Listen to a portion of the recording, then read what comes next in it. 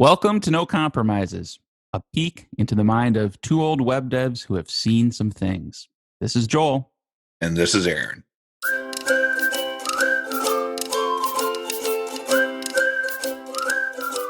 Programmers have opinions on things. I don't know if you've noticed this, Aaron, and they like to express those opinions and they like to be right about their opinions. Maybe that's just a human trait. I don't know.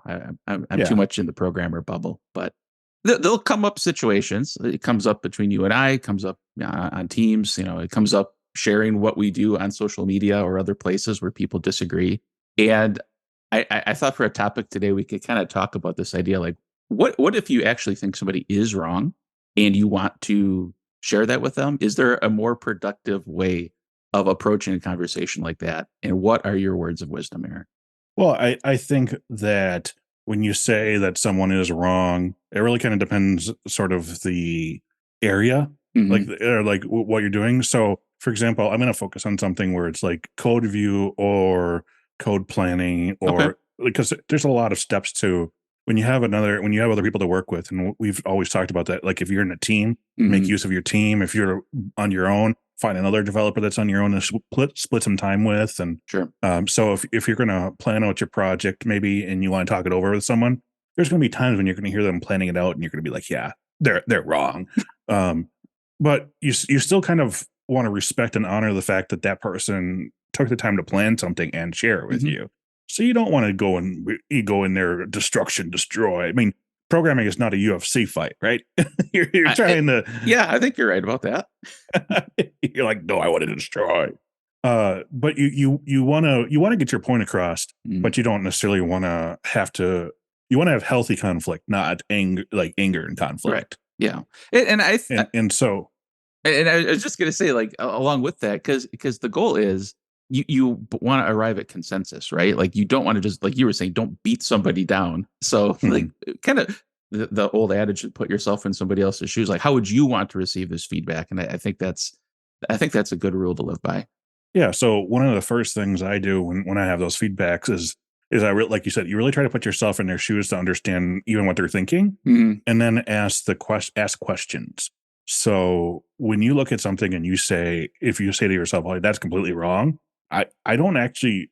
You shouldn't 100% know that you're wrong, that they're wrong, right? Yeah. You should have a good feeling that they're wrong, but you really need to put yourself in their place, follow their path, their pattern of thinking. Mm-hmm. And there's a couple things that might happen. First, you might realize that you're actually wrong thinking they're wrong because you've put yourself and figured it out. Like for example, like, oh, you wouldn't do it that way normally, but they only have a day to do this project, Okay. and Sure. so Some you're like, other well, that's wrong. constraint. Yeah. Yeah, that's wrong, but it's right in this scenario, I guess. As Yeah. long, hopefully they're going to go back and fix that or negotiate for a longer time or whatnot. So you put yourself sort of in all of the try to gather that information, put yourself in their shoes, and then you can kind of look at it, and then you should be able to start to see some differences if you have a different idea where Mm-hmm. your thought patterns separate, and then that's the perfect place to ask a question. So you can say, okay, I'm following what you're doing. I see you've planned X, Y, and Z.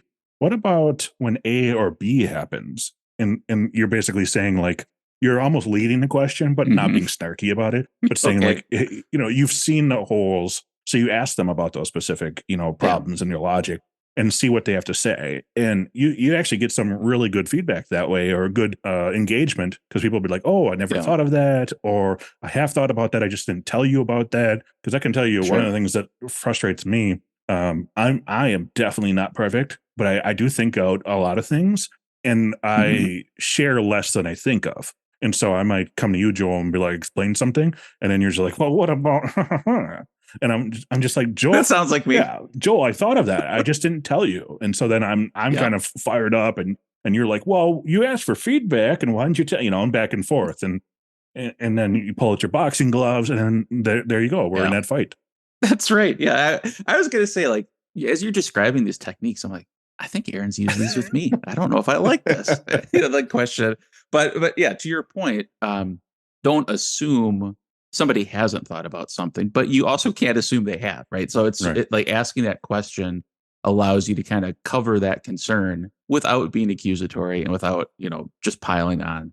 And I also like the fact that you admit you're fallible. Like, you might be wrong Yeah. about something. So that's another reason why you don't want to come out swinging, because it's a little more humiliating than when you actually turn out to be wrong. But so I guess the other thing I was thinking of too in this, and I like how you sort of time boxed or scoped this down to code review. There might be situations, I think, where something is quote unquote wrong, or you think there's a better way to do it. Would you always call that out, or are there times where you're like, you know what, I've already mentioned this particular thing before, or it doesn't really matter here, or these other things are more important? Like, would you ever choose to just kind of stay silent on something that you think could be improved upon? Well, I accept your question and then choose to ignore it and answer a different one. I I accept your acceptance of that. um, no, I mean, along those same lines is, as part of this is you have a reasonable assumption that you maybe are right. And, Mhm. that maybe you've mentioned this a couple times before or whatever. It's still good to kind of ask those questions, listen to the logic behind the other developers' choices, because when you have that conversation, then you get to solidify and understand if you actually really do know what you're talking about. Yeah, sure. I think we've mentioned this in the past in other podcasts episodes where we've said, like, sometimes even during code reviews, one of us will say, "This feels a little weird, feels a little itchy. I don't know how it could be better, but I just wanted to point that out." And you've done that to me, and I've been like, "Yeah, you're right. There is something wrong here. I don't know what it is." And Yeah, so yeah. that you can also leave yourself a little wiggle room there. Maybe you even did know what you thought it was, but you wanted Mhm. to point out that this area needs Sure. more thought. Yeah. Yeah, I was thinking too, there have definitely been times in the context of a pull request review where you're like, "I don't know about this. I'm gonna accept it, but maybe you wanna change that," Mhm. right? Where you're not, like, putting down the hammer, rejected, you're still raising it, and so I like the nuance of that you don't always have to drill it down into every possible thing that could be discussed, but you also don't wanna gloss over things too. Like, the whole point of a pull request review is to solicit that kind of feedback. Yeah, so I think wrapping this all up is we kind of want to have a formula of providing feedback that is less confrontational, but still Yeah. honors the actual confrontation, which is the way we get better. The conflict is, yeah, I guess that's right. It would be we want confrontational less conflict, and so you can get that by asking questions and trying to put yourself in there and understanding that. That doesn't mean that you don't know what you're talking about. It just means that you're taking a more mature, more holistic way of bringing up the conversation.